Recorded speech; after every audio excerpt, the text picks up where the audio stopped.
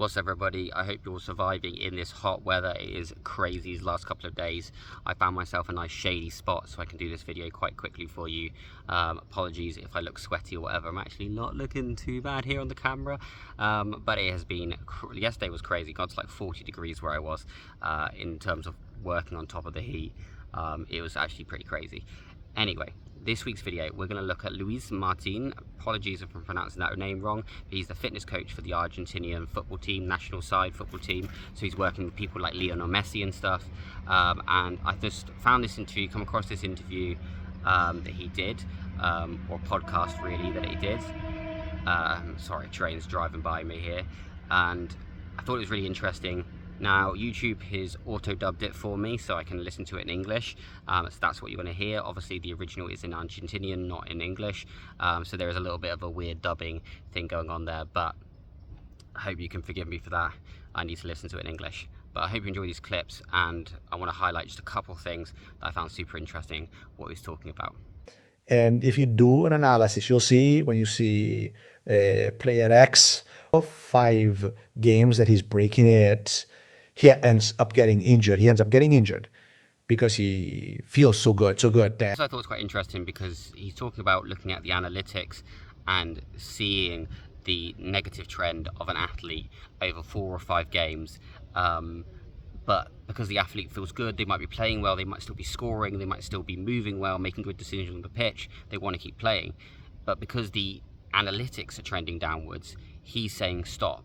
When a player feels good, they want to keep playing, and this leads to that overperformance, overtraining, to where they then likelihood of getting injured skyrockets. So I think that's quite interesting that him as a performance coach and a fitness coach can look at that downward trend and say you need to stop, rather than encouraging someone who's doing well to keep going and then they get injured and then they're out for half a season or an international game, whatever it may be. So I thought that's quite an interesting way of viewing and coaching someone when they're on that high, when they're on that hot streak in terms of their performance. For me, it's a tool like any other that you use to observe a lot of situations, but then the analysis. Here he's talking about using the GPS tracker. Pretty much everyone now wears these underneath their football tops and tracks their performance. It's hard to know if they're gimmicky or not, but as he's saying right here, actually the analytics are quite interesting and are quite helpful. So it's kind of interesting to highlight that these do have benefit, and it's hard to get away from technology these days, and the implementation of it is everywhere. And I can understand why people don't want to keep implementing things like these GPS trackers and tracking every little thing and almost gamifying the data, but obviously there is a positive effect to this, which we will go into in future clips in a second. I'll use that. You can analyze if he stepped more with one leg, if he stepped more with the other, but seriously, it drives you crazy. If you put the GPS a little crooked, it tells you more to step on you. And sometimes when you pass a percentage, you say he's stepping wrong. With the left, there must be something. On the right, This is where humans now bridge that gap still when it comes to coaching. AI analytics are really good at analyzing the data.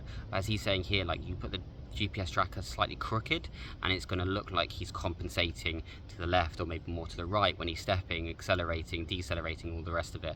And so then you look at the data and you're like, oh, there must be a compensation mechanism here, we need to work on that so that the posture, the mechanics are a lot more efficient. But actually the GPS itself is just crooked. And so this is where the human eye, the coaching eye, can look and be like, the data is saying one thing, what I can see with my eye and analyze with my eye and my own human brain is saying another thing.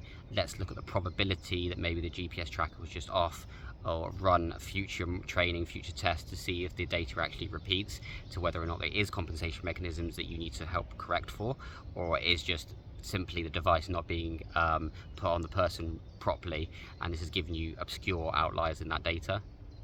Prevent stress, right? To manage stress and not much else. Managing stress is obviously very important. Obviously, breathing and having a breathing program and having a breath coach is something that we often talk about, is stress management. Breathing is quite often the key to that because it links to the nervous system. It's a conscious thing you can manipulate to manipulate that subconscious systems of things like the nervous system to get more of a positive de-stress effect. But also when we're talking about stress, we're not just talking about the emotional stress, we're talking about physical stress, so things like overtraining and stuff like that. Again, having good breathing mechanics, good breathing biomechanics, where you are releasing good interleukins and stuff like that into your system to keep your immune system healthy and fighting off these overtraining things and damages to the muscle and stuff. Breathing links into all these systems and is quite often the cornerstone to benefit this kind of stress system, both physical and emotional.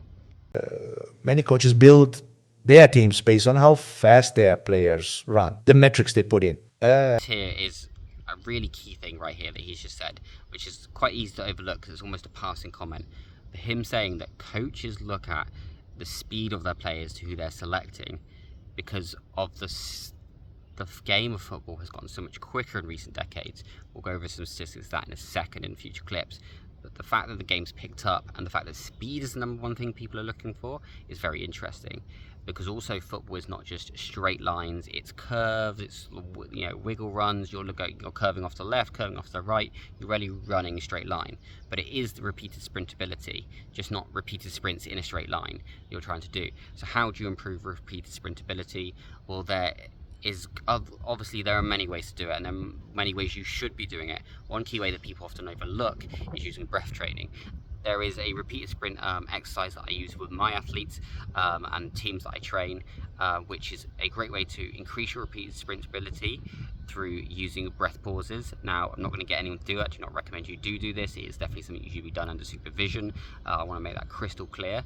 But you can use this technique of you breath pausing during repeated sprintability, and it increases your repeated sprintability over a 3-week period to a significant gain to where you can repeatedly sprint in the same time frame a lot more. And so for athletes and people that want to get quicker, great thing to do. Look at getting a breath program. Even a small basic one is going to add something. The deeper you go, the more you're going to get from it. There are gains on the table there for your speed if you look at your breathing and get a breath coach specifically to program something for you. Obviously I'm saying this in a reasonably biased way because this is what I do, but this is what I see in the day-to-day that people are looking at improving. And if coaches are looking for it, then this is why I'm in work, because coaches are looking for it. They want it to happen, players want it to happen, and that Venn diagram is me in the middle there as a coach to help them achieve that. A separate topic, but I look at distances, relative distances per minute, high intensity accelerations, which are 3 meters per second, also high intensity decelerations, sprints, high speed running is very important. The speeds in soccer have increased by up to 40% in recent decades. So right there, he's just said it. Luis Martín just said it. Up to recent decades, up to 40% increase in speed, and he's looking specifically as a coach, as a fitness coach, in the decelerations, accelerations, the sprintability, the sprint per meters per second, what people can achieve with that. So we're not just talking about having bigger muscles to constrict, to get that movement going, but how do you feed that muscle? Well, how is the engine going to be built so it can have the capability to do these repeated sprints at higher speeds than it did a decade ago and repeatedly do it throughout a game?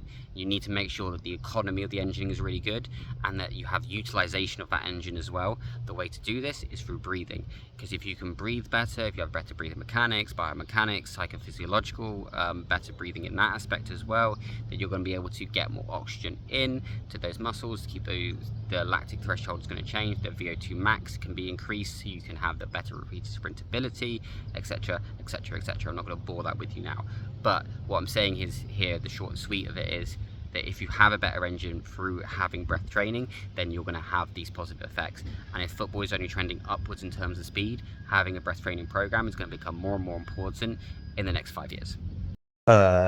So today, you have to look at what a player is doing when training, and sometimes it gives you a little bit of information about how the player is doing.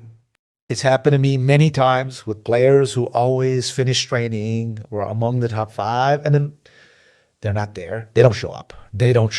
So then this is quite interesting because, again, as a fitness coach, you're not just looking at the fitness of the player in terms of muscles and skeletal or ligaments, all that kind of stuff. You're also looking at the emotional fitness of that person, and sometimes mentally they're just not there for some reason.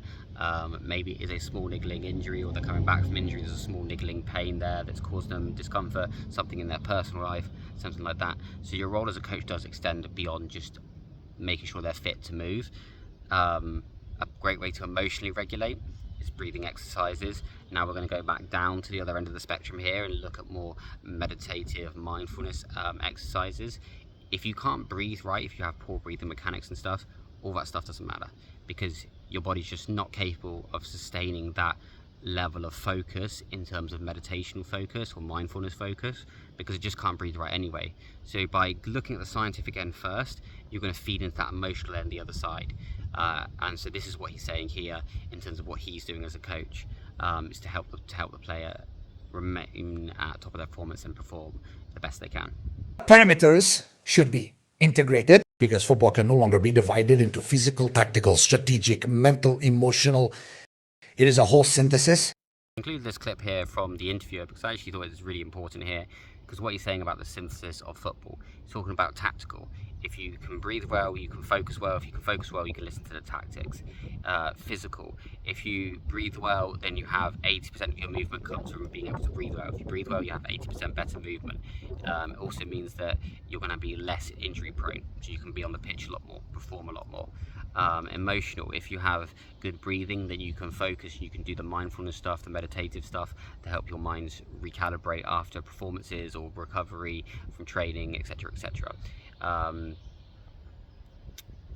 There's some other stuff he mentioned there. I can't even remember what the rest of the stuff he said, but basically what I want to say is that breathing is the cornerstone of all this. It underlinks all of those points he just made. So having a breath training program is a no-brainer. I'm not trying to sell you anything, I'm not trying to sell my services, I'm just saying that to me it seems like a no-brainer that people aren't using this a lot more than they are.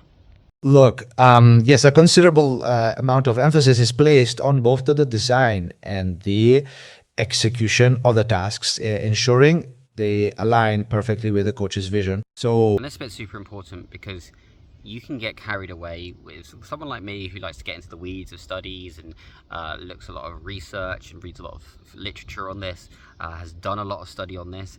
You can get into the weeds about trying to implement X, Y, and Z, but actually you need to deliver what the coach wants, what the player wants, and that's it.